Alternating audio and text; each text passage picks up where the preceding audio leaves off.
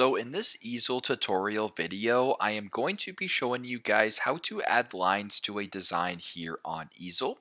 So the first thing you have to do is obviously open up the Easel application. Once that is done, go to the right hand side of your screen to this sort of tab right here. Go down to where it says elements and press on elements. And once you're on the graphic element screen, simply just go down to where it says lines right here, right in between letters and logos. Simply just press on lines. Now, once the lines load, you can just go ahead and you just add like a basic line if you're looking for that. You can add a dotted line. You can add perhaps like a squiggly line, whatever the case may be. You can sort of see the options here, play around with it, and do whatever you have to do. So fairly straightforward, but that is how to add some lines here to a design on Easel. Thanks again for watching, and I hope this video helps.